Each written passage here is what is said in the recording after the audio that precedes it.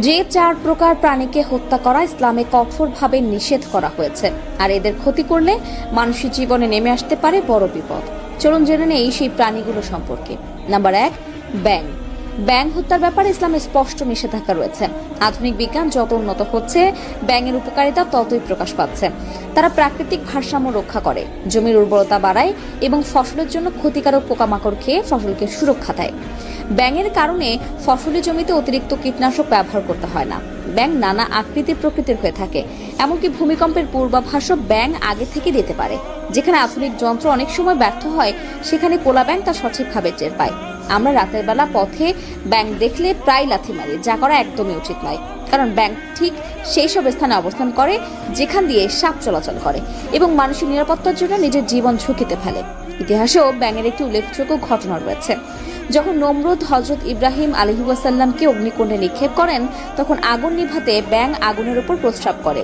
যদিও ব্যাঙের সেই সামান্য প্রস্রাবে বিশাল অগ্নিকাণ্ড নিভে যায়নি, কিন্তু তাদের নিঃস্বার্থ প্রচেষ্টায় আল্লাহ তাআলার প্রতি আনুগত্য প্রকাশ পেয়েছিল। জিবরাইল আলাইহিসসালাম যখন তাদের উদ্দেশ্যে জানতে চান, ব্যাঙ বলে, আমি জানি আগুন নিভবে না, কিন্তু আমি আল্লাহকে দেখাতে চাই যে আমি নমরুদের পক্ষে নই, ইব্রাহিম আলাইহিসসালামের পক্ষে। এই কারণেই বলা হয় পৃথিবীর একমাত্র প্রাণী যার প্রস্রাবকে পাক বলা হয়েছে, তা হলো ব্যাঙ। নাম্বার 2, পিঁপড়া। পিঁপড়াকে কেন মারা যাবে না? কারণ এটিও আল্লাহর সৃষ্টি এবং আল্লাহর তাসবিহ পাঠ করে, ক্ষমা প্রার্থনা করে।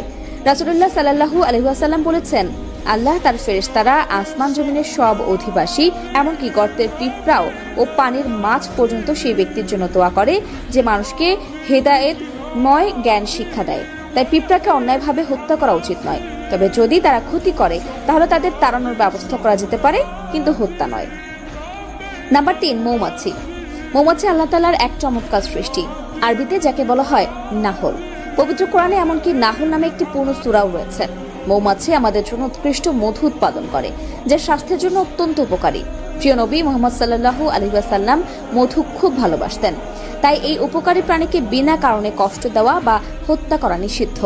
নাম্বার 4, হুদহুদ পাখি। আমাদের দেশে এই পাখিকে মোহনচূড়া নামে পরিচিত। হুদহুদ পাখির বহু প্রজাতি রয়েছে। মধ্যপ্রাচ্যের প্রায় সব জায়গায়, মিশর ও ইউরোপের কিছু অঞ্চলে, এমনকি আমাদের পার্শ্ববর্তী দেশ ভারতেও এই পাখি দেখা যায়।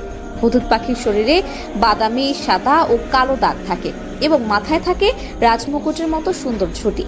তারা ফসলি জমির উপকারী পোকামাকড় খেয়ে কৃষকদের সহায়তা করে।